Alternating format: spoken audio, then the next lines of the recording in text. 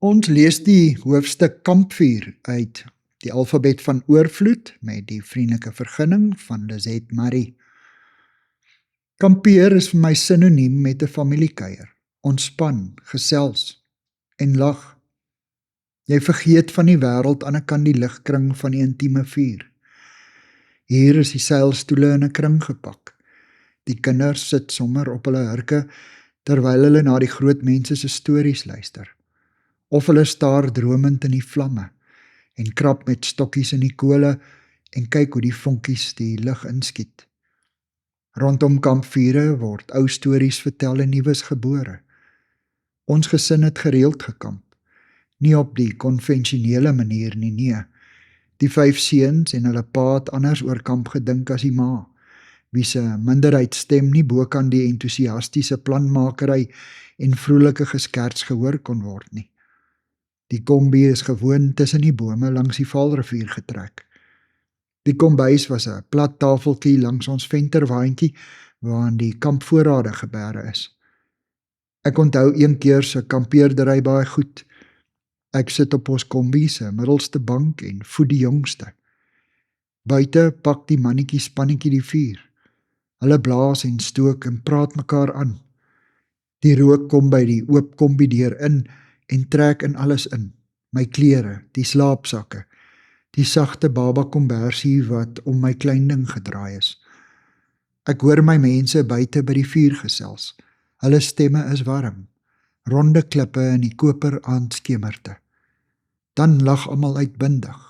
Daardie diep, gelukkige lag van mense wat 'n oomblik van volmaakte lekkerte beleef. Ek voel uitgesluit. Ek verlang na my huis waar ek my hand op alles kan lê en my baba in sy eie bedjie kan neerlê.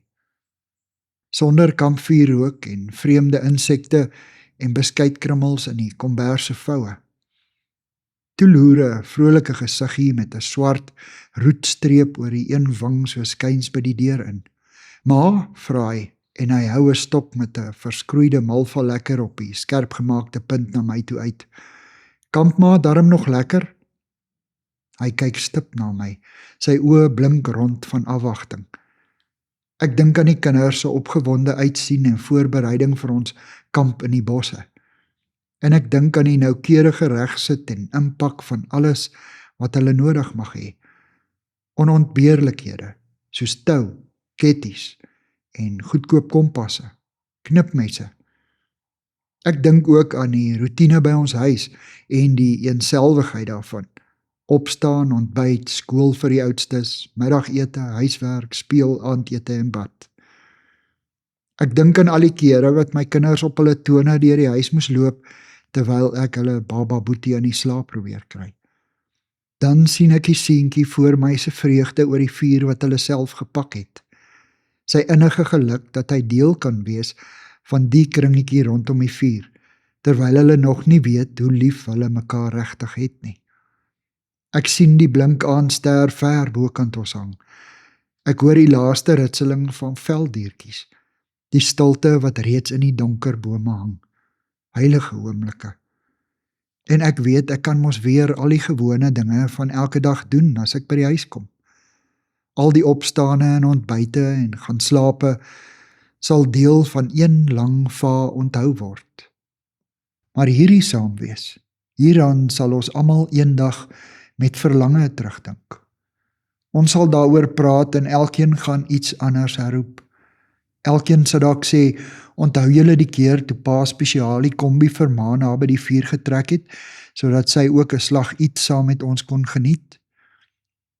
Ons is God se huisgesin. Hy nooi ons om uit die koue te kom en saam rondom sy kampvuur te vertoef, waar ons deel kan hê aan volmaakte oomblikke, in die ligkring van sy teenwoordigheid, sodat hy ons met homself kan seën.